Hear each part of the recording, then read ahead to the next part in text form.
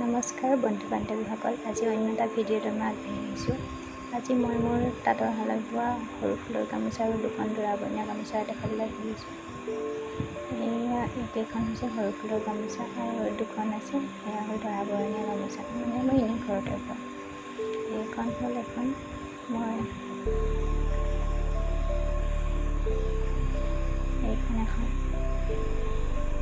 নিজে বোৱা হয়।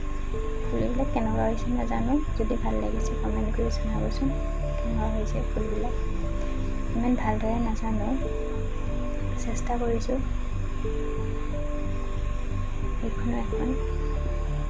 এইখন মই বহুত ধুনীয়া দেখোঁ। এই ফুলটো বাচিবৰ কাৰণে বহুত জটিল হয়, কিন্তু ভাল লাগে দেখি। এই দুখন হ'ল দৰা বৰণীয়া গামোচা। এখন ডাঙৰ অলপ দীঘল হয়, এখনত মই পাটৰ সূতাৰে বৈছোঁ দীঘলখনত। এইখন এনেই বৈছোঁ, এইখন অলপ চুটি হয়। মই চুটি মানে কি কাটোতে ভাল আমাৰ কাৰণে, কিন্তু দৰা বৰণীয়া যিটো দীঘল হ'ব লাগে সেইটো নহয়। এইখন হ'ল দৰা বৰণীয়া গামোচা দীঘলখন। এইখন মই পাট সূতাটো বৈছোঁ, দিশটো বেলেগ সূতা আৰু বানীটো পাট সূতাই বৈছোঁ, সেইকাৰণে অকণমান পাতলা লাগিছে। সেয়া চাওক, চাইনিং কৰিছে, বহুত বেছি পাতলা হয় কাৰণ পাটৰ সূতা দি বৈছোঁ।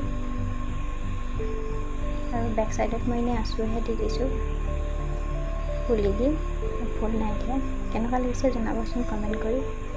আৰু আগলৈ কেনেকৈ ভিডিঅ' দি থাকিম, মোৰ চেনেলটো নতুনকৈ আহিছে যদি ছাবস্ক্ৰাইব কৰি দিব, লগতে শ্বেয়াৰ কৰি দিব। ধন্যবাদ ভিডিঅ'টো চোৱাৰ বাবে। আকৌ লগ পাম অন্য এটা ভিডিঅ'।